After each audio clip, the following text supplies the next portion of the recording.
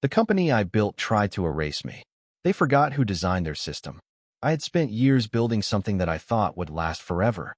My company wasn't just a business to me. It was my legacy. I had poured my heart and soul into it, working long nights, sacrificing time with family and friends, all in pursuit of something greater. And for a long time, it seemed worth it. The company flourished.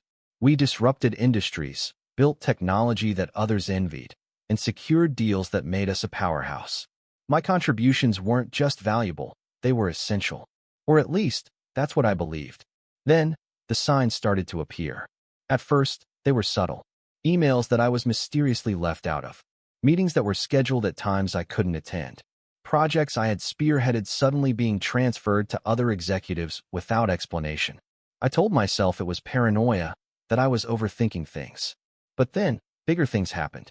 A key investor that had always worked closely with me suddenly stopped taking my calls. Reports were presented with my name missing from them. Even the board meetings, where I had once been a respected voice, started to feel cold and calculated. I confronted my business partner, David, about it.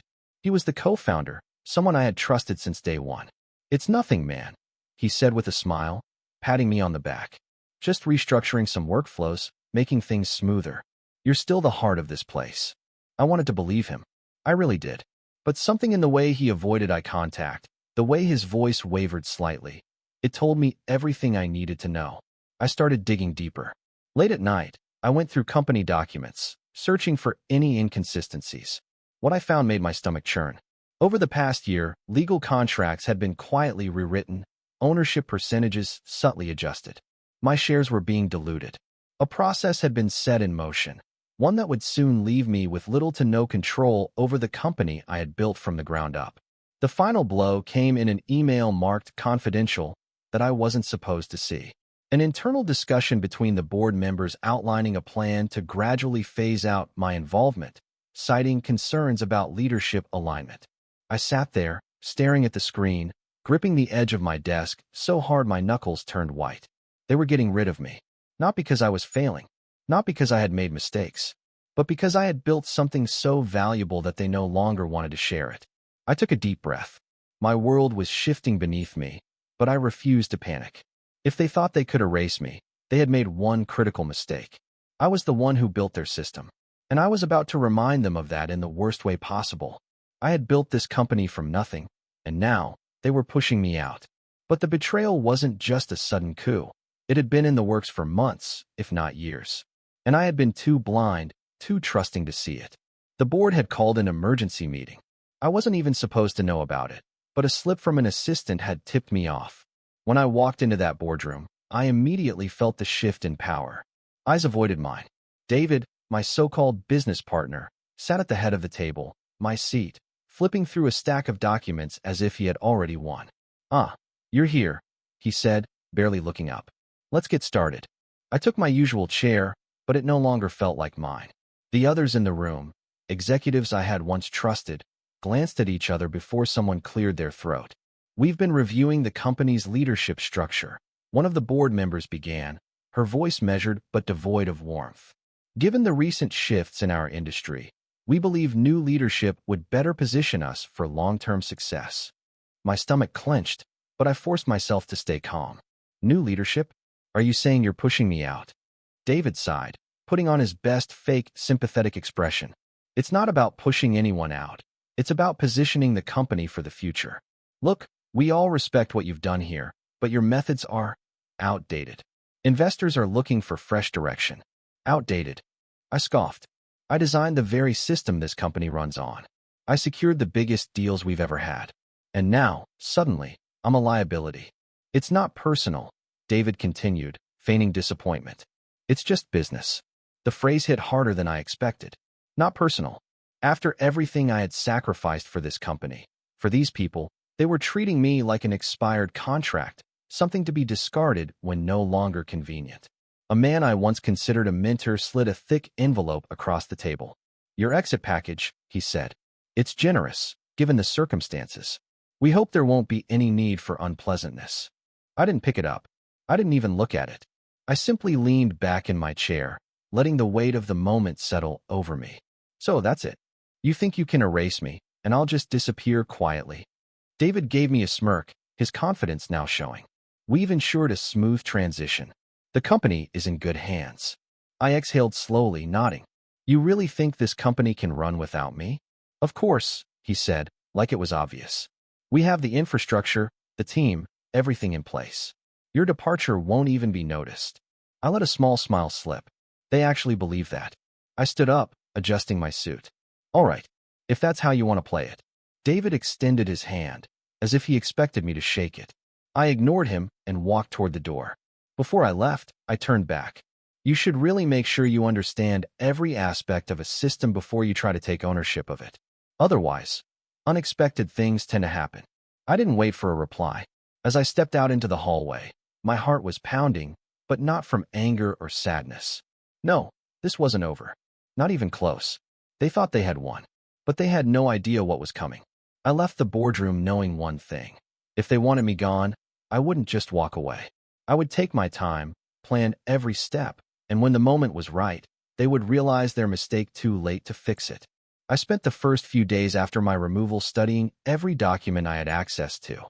They had stripped me of my title and shares, but they had overlooked one critical fact. I had built the system. Every process, every line of code, every connection in the company's infrastructure had my fingerprints on it. David and the board thought they could simply plug in someone new and move on, but they didn't understand what I had designed. I did, and I knew exactly how to dismantle it, piece by piece. The first step was ensuring I had control over my own future. I reached out to my most trusted contacts, partners, investors, and a few key employees who had always been loyal to me. Some were hesitant at first, wary of getting caught in the crossfire, but others knew the truth. They saw what David and the board had done and were eager to help me set things right. Next, I started gathering information. Since I still had access to certain external networks, I quietly monitored the company's internal communications. It didn't take long to confirm what I suspected. They were already facing problems without me. Bugs in the system, deals falling apart, and clients questioning the company's stability. That was my opening. I began planting doubt where it would hurt the most, among the investors. Using anonymous tips and strategic leaks, I exposed just enough of the internal struggles to make them nervous. I didn't need to do much. David's arrogance was already pushing the company toward a dangerous ledge. I just helped speed up the fall. But my real weapon? The system itself. I had designed the core infrastructure of the company, and while they thought they had full control, they didn't realize that some of the most critical components still ran on proprietary algorithms only I fully understood. Sure, they had engineers, but none of them had been there when I built it. None of them knew how the deepest layers of the system worked. I watched as their problems grew. Their engineers scrambled to fix mysterious glitches that seemed to appear out of nowhere. Systems lagged at crucial moments. Small errors began stacking up, costing the company thousands, then millions.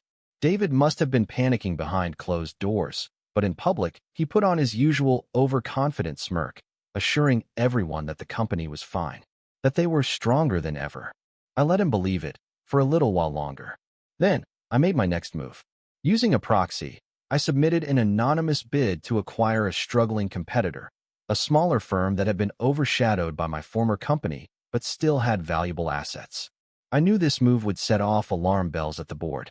If I was building something new, they couldn't ignore me. Sure enough, within days, David went on the defensive.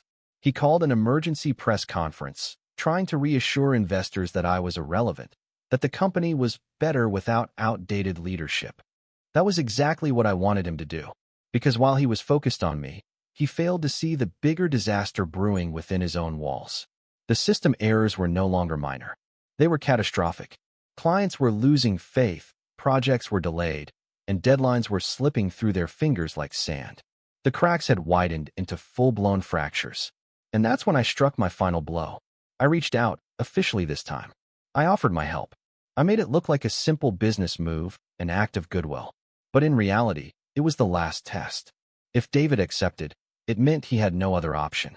If he refused, the company would crumble even faster. I waited. And sure enough, it didn't take long for the call to come in. David's voice, for the first time in years, lacked confidence. "We need to talk." I smiled. David had always been arrogant, but now, for the first time, I could hear the desperation in his voice. The company was unraveling, and he knew it.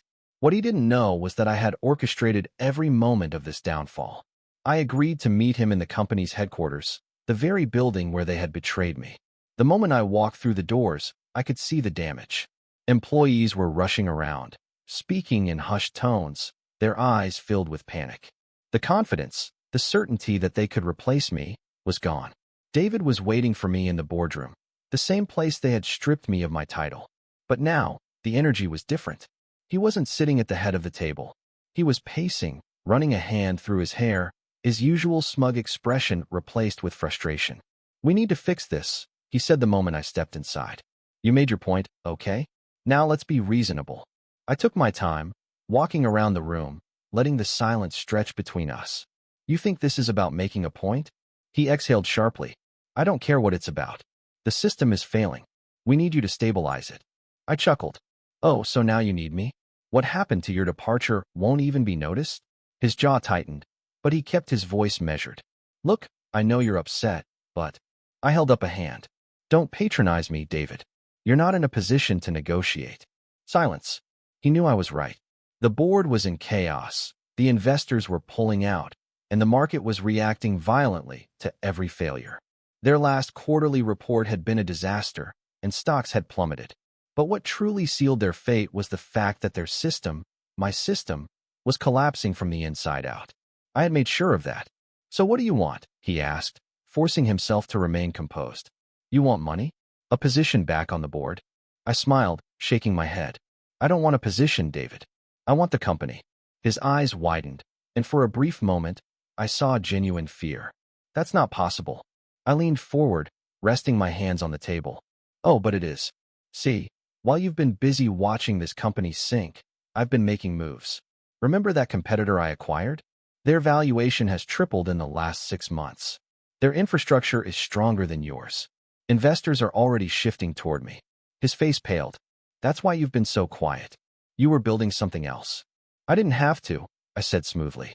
"You destroyed this place on your own. I just helped accelerate the process."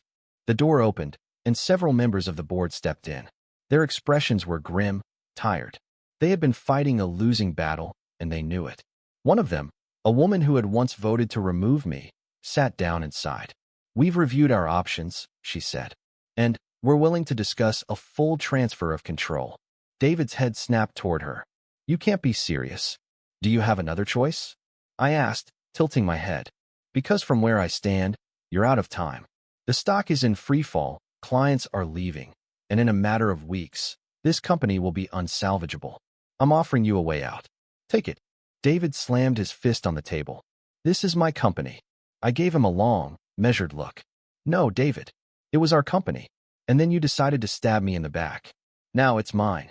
The room fell into silence. I let the weight of my words settle before pushing the final document across the table. "Sign it over. You walk away with whatever dignity you have left. Or you can hold on, watch this place burn to the ground, and leave with nothing." David clenched his fists, his breathing heavy. But he wasn't stupid. He knew there was no way out. He reached for the pen, his fingers trembling, and signed. The moment the ink dried, I leaned back, feeling a satisfaction unlike anything I had ever known. They had tried to erase me, but now they were the ones being erased. The ink had barely dried on the contract, but for David, it might as well have been a death sentence. The company that he had stolen from me was no longer his to command. The moment he signed, he ceased to be relevant. The fallout was immediate. News of the ownership transfer spread like wildfire through the business world. Investors who had already been wary saw the writing on the wall and bailed en masse. The company's stock, already in free fall, plunged further, wiping out what little stability remained. The empire David thought he could control was collapsing, and there was nothing he could do to stop it. David tried to salvage what was left. In a last-ditch effort, he reached out to contacts, trying to rally support from whatever loyalists he had remaining. But loyalty is a fragile thing in the corporate world. When the tide turns, people jump ship fast. One by one, his allies abandoned him. I made sure of that. As for the board members who had betrayed me, they were suddenly faced with a new reality. They were expendable. Some attempted to save face, offering apologies and weak justifications for why they had sided with David in the first place. I listened to their excuses, their desperate pleas to remain in power, but I had no use for them anymore. Clean house, I instructed my legal team. Every single one of them goes. And just like that, they were out. The media had a field day with the disaster. Articles titled, "The Rise and Fall of a Tech Giant," and how arrogance led to the biggest business collapse of the year, painted a clear picture. David had gambled and lost everything. The same reporters who once praised him as a visionary now picked apart every mistake he had made. He went from being an industry leader to a cautionary tale. He tried to reach out to me one last time. A pitiful email, filled with empty words about how none of this was personal, that he had simply done what he thought was necessary for the company. He even had the audacity to suggest that we work together again in some capacity. I never responded. Instead, I moved forward. With David and the old leadership gone, I took full control. I restructured the company, bringing in new blood, people I could trust, people who had seen firsthand what happens when greed takes precedence over vision. The transition wasn't easy, but it was worth it. The company that had once been my greatest source of pain became my triumph. And David? He faded into obscurity, a man who had once stood at the top only to be swallowed by his own ambition. I had won, not just by reclaiming what was mine, but by proving that no one erases me. The battle was over, and I had won. But victory didn't feel the way I thought it would. Standing in my office, overlooking the city, I felt something deeper than satisfaction, clarity. The company was mine again, stronger than ever, yet the revenge I had planned so carefully was no longer my focus. David had fallen, but I had risen, and that was what truly mattered. I spent the following months rebuilding, not just the company, but my vision for it. I didn't just want to erase the corruption of the past. I wanted to create something even greater, something untouchable. I surrounded myself with people who valued innovation over politics, loyalty over greed. I made sure that no one could ever do to me what David and the board had tried. One afternoon, while reviewing reports, an email notification appeared on my screen. From David Carter. Subject: One last conversation. I stared at it for a long moment before clicking it open. I guess I should congratulate you. You played the long game, and you won. I lost everything. Investors, reputation, the future I thought I had. Maybe I deserve it. Maybe I was blinded by ambition. I don't expect forgiveness, but I hope you understand that none of this was personal. If you ever want to talk, you know where to find me. I closed the email. There was nothing left to say. David had made his choices. Now, he had to live with them. I stepped out onto my balcony, breathing in the crisp evening air. The city stretched before me, alive with opportunity. I had spent years fighting to reclaim what was mine, but the truth was, I was never defined by the company. My power had always been in me. I wasn't just the man who had taken back his empire. I was the man who had rebuilt himself from the ashes. And as I stood there, feeling the weight of my past finally lift from my shoulders, I realized something. Revenge hadn't been my greatest victory. Moving forward was.